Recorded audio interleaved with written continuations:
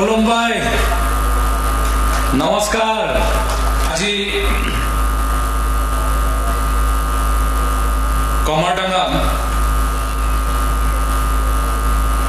এই আধাৰিলা অনুষ্ঠান লগত সংগতি ৰাখি আয়োজন কৰা এই সভাখনত উপস্থিত আমাৰ বিটিআৰৰ সিএম প্ৰমোদ বড়োডাঙৰীয়া আমাৰ ৰাজ্যসভাৰ সাংসদ ৰংগৰা নাৰ্জাৰী ডাঙৰীয়া আমাৰ সিডলিৰ এমএলএ জয়ন্ত বসুমতাৰী ডাঙৰীয়া আমাৰ হিন্দুস্তান পেট্ৰলিয়াম কৰ্পোৰেশ্যন লিমিটেডৰ মাৰ্কেটিং ডাইৰেক্টৰ অমিত গৰ্গজি আমাৰ এইচপিচিএলৰ ইডি শ্ৰীধৰ গৌড়জি বিটিআৰৰ ইএম ধনঞ্জয় বসুমতাৰী ডাঙৰীয়া আমাৰ ইয়াত উপস্থিত চিৰাঙৰ ডিসি বিজয় ভাস্কৰ ৰেড্ডিজি আমাৰ বিটিআৰৰ ইএম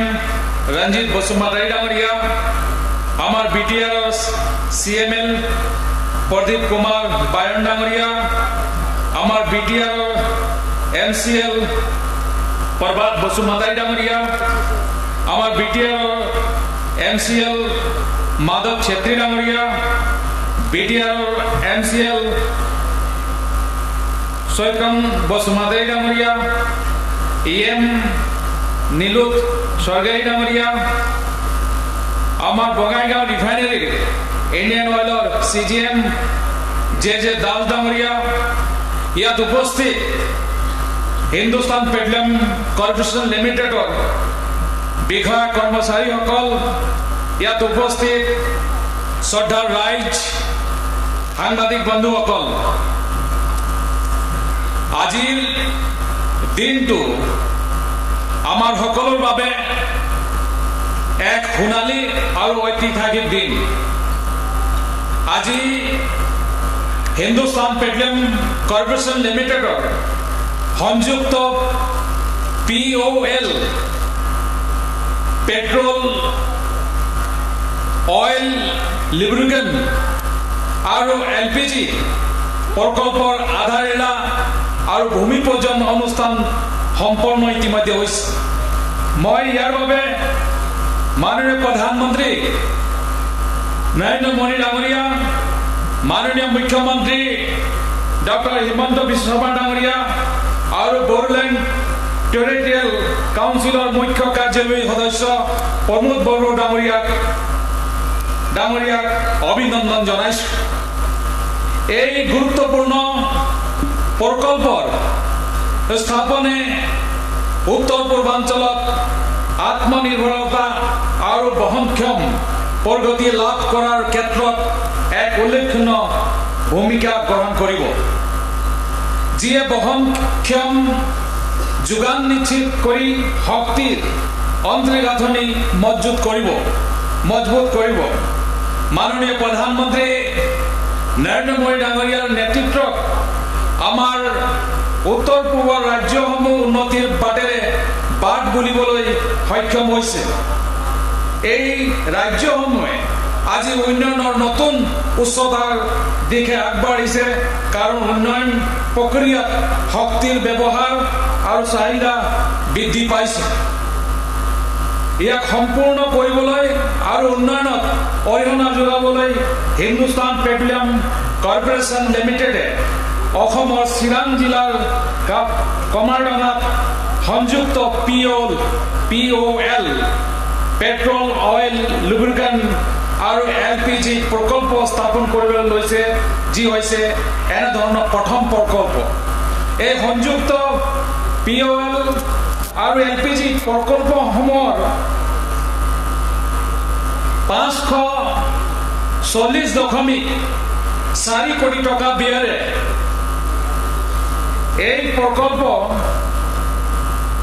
540.4 কোটি টকাৰ ব্যয়েৰে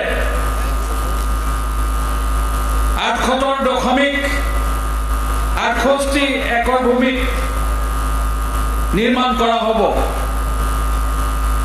ইয়াত 20,440 কেল POL petrol oil lubricant tank আৰু আধুনিক প্ৰযুক্তিৰে সজ্জিত 1,500 metric ton LPG mounded storage vessel থাকিব। HPCL আৰু আটাইতকৈ পুৰণি খুচৰা বিপণীখন অসমৰ যোৰহাট চহৰত অৱস্থিত। HPCL 2000 চনত উত্তৰ পূৰ্বাঞ্চলত ইয়াৰ নেটৱৰ্ক সম্প্ৰসাৰিত কৰা আৰম্ভ কৰে। পৰিষ্কাৰ ইন্ধন যোগান ধৰাৰ উদ্দেশ্যেৰে 1 মে 2016 তাৰিখে ভাৰতৰ প্ৰধানমন্ত্ৰী নৰেন্দ্ৰ মোদী ডাঙৰীয়াই উজালা যোজনা আৰম্ভ কৰা হৈছিল। 2016 চনত উত্তৰ পূৰ্বাঞ্চলৰ মাত্ৰ 46.2 লাখ পৰিয়ালত LPG সংযোগ আছিল। এতিয়া 1,22.91 লাখ পৰিয়াললৈ বৃদ্ধি পাইছে। এই অভিনৱ প্ৰকল্পটোৱে অসম আৰু চুবুৰীয়া ৰাজ্যসমূহত LPG বৰ্ধিত জনচাহিদা পূৰণ কৰাৰ লগতে অত্যাৱশ্যক ইন্ধনৰ নিৰন্তৰ যোগান নিশ্চিত কৰিব। এই উন্নত প্ৰকল্পটো আমাৰ এক বহুদিনীয়া অভাৱ অন্ত পেলাব, কিয়নো আমাৰ চাহিদা অভাৱ পূৰণ কৰিবলৈ আৰু সামগ্ৰীৰ উপলব্ধতা নিশ্চিত কৰিবলৈ এনেধৰণৰ আধুনিক সা সুবিধাৰ সম্পূৰ্ণ প্ৰকল্পৰ অতি প্ৰয়োজন আছিল। অসম চৰকাৰে হিন্দুস্তান পেট্ৰলিয়াম আৰু চিৰাং জিলাৰ কমাৰডাঙাত এই প্ৰকল্পৰ বাবে প্ৰয়োজনীয় মাটি আগবঢ়াইছিল আৰু এই মাটি আগবঢ়োৱাৰ বাবে অসম চৰকাৰৰ লগতে স্থানীয় লোকসকলকো মই মোৰ ফালৰ পৰা ধন্যবাদ জনাইছোঁ।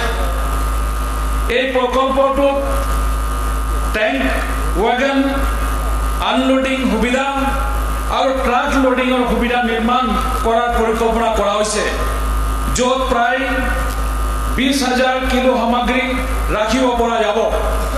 এই প্ৰকল্প চৌহদৰ সীমাৰ ভিতৰত LPG লোডিং সুবিধাৰ ব্যৱস্থা কৰা হ'ব। এই প্ৰকল্পই জনসাধাৰণৰ লগতে হিন্দুস্তান পেট্ৰলিয়াম কৰ্পোৰেশ্যন লিমিটেডে আকৌ যথেষ্ট লাভান্বিত কৰিব।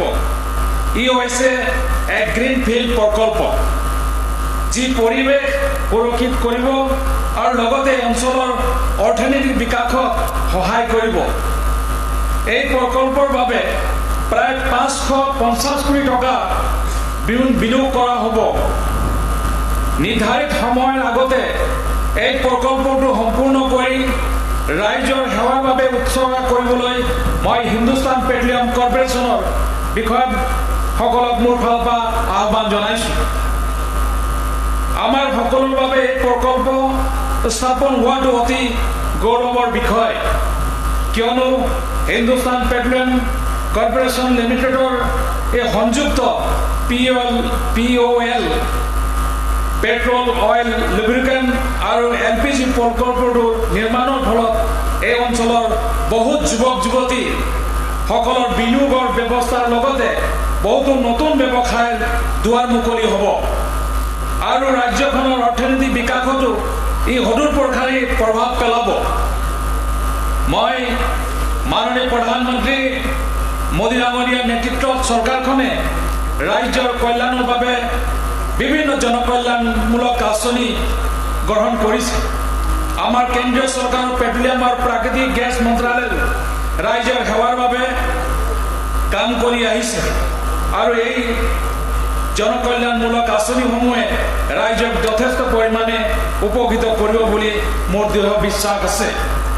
নিশ্চয় ইতিমধ্যে তৰুণ ডাঙৰীয়াই আপোনালোকক ইতিমধ্যে BTR অন্যান্য কথা ইতিমধ্যে আপোনালোকক অৱগত কৰাইছে। মই যেতিয়া এই বিভাগৰ মন্ত্ৰী হৈছোঁ, মই পেট্ৰলিয়াম আৰু নেচাৰেল গেছৰ যেতিয়া মন্ত্ৰীৰ দায়িত্ব লৈছিলোঁ, আৰু তেতিয়া মই ফাইল খুলি চাইছিলোঁ আৰু তেতিয়া গম পাইছিলোঁ যে এটা প্ৰজেক্ট হিন্দুস্তান পেট্ৰলিয়াম কৰ্পোৰেশ্যনৰ চেংচন কৰিবৰ কাৰণে সেই সময়ৰ মন্ত্ৰীয়ে এটা অনুমোদন জনাই থৈ গৈছিল, কিন্তু বড়োলেণ্ডত নাছিল এইখন। এই প্ৰজেক্ট যিটো আমি কৰিব লৈছোঁ এইটো বেলেগ এটা ঠাইত অনুমোদন জনোৱা হৈছিল। আৰু যেতিয়া মই এই বিভাগৰ মন্ত্ৰী হৈছোঁ তেতিয়া মুখ্যমন্ত্ৰী ডাঙৰীয়াৰ ওচৰত গৈ মই কৈছিলোঁ যে এটা সেই সময়ৰ আমাৰ পেট্ৰলিয়াম মন্ত্ৰীয়ে এটা প্ৰজেক্টৰ অনুমোদন জনাই থৈছে, এইটো কৰিব লাগিব। তেওঁ তেতিয়া মোক কৈছিল অসমৰ মুখ্যমন্ত্ৰী ডাঙৰীয়াই যে এই প্ৰজেক্টটো বড়োলেণ্ডত কৰিব লাগিব, বিটিআৰত কৰিব লাগিব। আৰু তাৰপিছতে আমি প্ৰমোদ বড়ো ডাঙৰীয়াৰ লগত মই বিশেষভাৱে যোগাযোগ কৰিছিলোঁ আৰু তেওঁ কৈছিলোঁ যদি আপুনি মাটি দিব পাৰে তেতিয়া এই প্ৰজেক্টটো মই আপোনাৰ বিটিআৰত কৰিম। আৰু ঠিক তেনেকৈ প্ৰমোদ বড়ো ডাঙৰীয়াই ইতিমধ্যে নিশ্চয় আপোনাক গম পাইছে 238 বিঘা মাটি ইতিমধ্যে তেওঁ দিয়াৰ ব্যৱস্থা কৰিল আমাৰ কামৰ দাম। আৰু আজি আমি তাৰ ভূমি পূজন ইতিমধ্যে কৰিছোঁ। নিশ্চয় আপোনাক গম পাইছে এইটো প্ৰায় 550 কোটি টকাৰ এই প্ৰজেক্টটো হ'ব। আমি ভাবিছোঁ 3 বছৰত এই প্ৰজেক্টটো আমি নিশ্চয় কমপ্লিট কৰিব লাগিব, কাৰণ আমি এইটো অঞ্চলত এইটো ডাঙৰ এটা আমাৰ ডিপু হ'ব। নিশ্চয় আপুনি গম পাইছে কথাখিনি যে আমাৰ ৰিফাইনেৰীৰ তেলবিলাক আমি ইয়াত ষ্টক কৰিম, ইয়াত ডিপু হ'ব। এই ডিপুৰ পৰাই বিভিন্ন পেট্ৰল পাম্পলৈ তেলবিলাক যাব আৰু এইকাৰণে এই ডিপুটো আমি নিৰ্মাণ কৰিম। ইয়াত 550 কোটি টকা খৰচ কৰা হ'ব হিন্দুস্তান পেট্ৰলিয়াম লিমিটেডৰ ফালৰ পৰা। কিন্তু মই কৈছোঁ যে মই বিশেষভাৱে যিসকল ভূমিদাতা, যিসকলে ভূমি দিছে তেওঁলোক মোৰ ফালৰ পৰা বহুত বহুত ধন্যবাদ জনাইছোঁ, কাৰণ খুব কম সময়ৰ ভিতৰত তেওঁলোকে ইতিমধ্যে কৈছে আমাৰ অঞ্চলৰ উন্নয়নৰ কাৰণে আমি মাটি দিব লৈছোঁ। আৰু ঠিক তেওঁলোকে ইতিমধ্যে আমাক এই মাটিখিনি দিছে, মই তেওঁলোকক মোৰ ফালৰ পৰা ধন্যবাদ জনাইছোঁ। মই বিশেষভাৱে মুখ্যমন্ত্ৰী ডাঙৰীয়াক ধন্যবাদ জনাইছোঁ যে মুখ্যমন্ত্ৰী ডাঙৰীয়াও মোক বাৰে বাৰে কৈ থাকে যে তেলী ডাঙৰীয়া আপোনাৰ ডিপাৰ্টমেণ্ট ফালৰ পৰা কি কি কৰিব পৰা যায় বড়োলেণ্ডৰ কাৰণে আপুনি কৰিব লাগিব, কাৰণ বড়োলেণ্ডৰ ডেভেলপ হ'ব লাগিব, তেতিয়া অসমৰ ডেভেলপ বুলি ক'ব লাগিব। অকল বেলেগ এটা অঞ্চলৰ উন্নয়ন হ'লেই যে অসমৰ উন্নয়ন হ'ব তেনেকৈ নহয়, বড়োলেণ্ডৰ উন্নয়ন হ'ব লাগিব। আৰু ঠিক তেনেকৈ মুখ্যমন্ত্ৰী ডাঙৰীয়াৰ কথা মতে আমি ইয়াত আজি এই কাঙৰডঙাত ইতিমধ্যে হিন্দুস্তান পেট্ৰলিয়াম কৰ্পোৰেশ্যনৰ এই ডাঙৰ ডিপুটো কৰিবলৈ সিদ্ধান্ত ল'লোঁ। মই ভাবোঁ যে মই বিশেষভাৱে मैं हिंदुस्तान पेट्रोलियम कॉर्पोरेशन लिमिटेड के जो हमारे यहाँ जो लोग आए हुए हैं, मैं उन लोगों से कहना चाहता हूँ जो हमारी जो प्रोजेक्ट है वो कम से कम 3 साल में पूरा करने की कोशिश करना होगा। मैं विशेषकर मैं गर्ग जी, मैं सभी को, मैं हमारे हिंदुस्तान पेट्रोलियम के जो भी यहाँ ऑफिसर्स हैं उन लोगों से मैं मेरा तरफ से विशेष भाव मैं अनुरोध करता हूँ, क्योंकि हमारी गृह मंत्री भी कहते हैं कि बोरोलैंड की डेवलप होना चाहिए। इसीलिए मैं विशेषकर मैं इस प्रोजेक्ट के लिए मैं जमीन देखने के लिए मैं 3 बार तक मैं आ चुका हूं, क्योंकि इस प्रोजेक्ट को करना ही है। इसीलिए आप लोगों को कहना चाहता हूं 3 साल में प्रोजेक्ट कंप्लीट हो। आज ये प्रोजेक्ट कंप्लीट होने के बाद इस एरिया के डेवलपमेंट होगी, यहाँ के लोगों को रोजगार मिलेगी। तो इसके ध्यान में रखते हुए हम लोग ये प्रोजेक्ट यहाँ हम लोग किए हैं। विशेषकर मैं हमारे गृह मंत्री को भी धन्यवाद करते हैं कि हमारे गृह मंत्री अमित शाह जी भी कहते हैं बोरोलैंड का डेवलप होना चाहिए। हमारी असम के सीएम हेमंत बिस्वा शर्मा जी भी कहते हैं कि बोरोलैंड का डेवलप होना चाहिए। और उसी तरह से ये आज प्रोजेक्ट हमने इस जगह में किए हैं। तो मैं ज्यादा नहीं कहना चाहता हूँ, लेकिन आप लोगों को बताना चाहता हूँ हमारे मुख्यमंत्री कहते हैं कि बोरोलैंड का डेवलप तो होना ही है। उसी तरह से आप लोगों को पता है कि हमारा जो बंगाईगांव जो रिफाइनरी है उसका भी हम एक्सपांड करने जा रहे हैं। आज Bongaigaon refinery 2.7 million metric ton की रिफाइनरी है और उसको हम लोग 5 मिलियन मेट्रिक टन रिफाइनरी करने जा रहे हैं। इसके लिए जमीन हमें जरूरत है, हमें जमीन मिला है।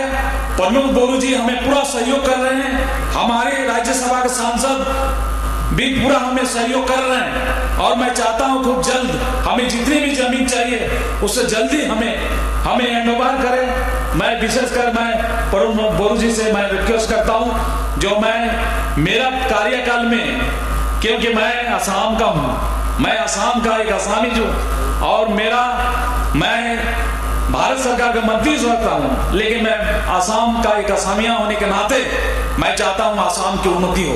तो हमारी असम में चारों रिफाइनरी का एक्सपांड हो रही है, तो मैं चाहता हूं हमारी जो बोकाईगांव रिफाइनरी का भी एक्सपांड जल्दी हो। इसके लिए जमीन हमें जरूरत है और मैं चाहता हूं कि हमारी बीटीआर के चीफ हमारे प्रमोद बोरू जी जमीन हमें जल्दी दे, जिसके कारण से हम इस काम को भी हम जल्दी शुरू कर सकते हैं। क्योंकि बोकाईगांव रिफाइनरी जब 5 मिलियन मेट्रिक टन होगी, उसी तरह से वहां भी डेवलपमेंट की काम होगी, वहां लोगों को रोजगार मिलेगी।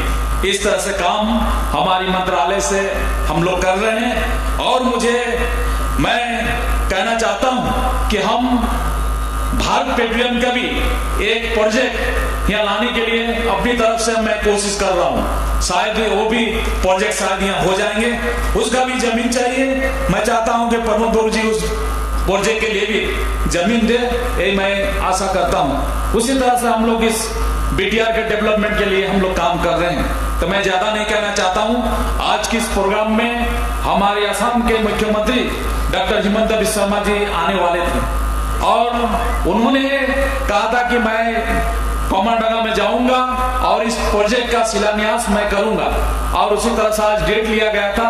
मेरा दिल्ली में मीटिंग था, लेकिन मैंने उस मीटिंग को कैंसिल करके इस मीटिंग में आने के लिए सिद्धांत लिया था। लेकिन मुख्यमंत्री जी का एक प्रोग्राम हो जाने के कारण से वो दिल्ली चले गए, जिसके कारण से आज यहाँ उपस्थित नहीं है। लेकिन आप लोग कहना चाहता हूँ, ये प्रोजेक्ट आज जो हुआ है, ये प्रोजेक्ट के लिए हमारे असम के सीएम हिमंता बिस्वा शर्मा जी और प्रमोद बोरू जी के धन्यवाद देना होगा, कारण से आज संभव हुआ।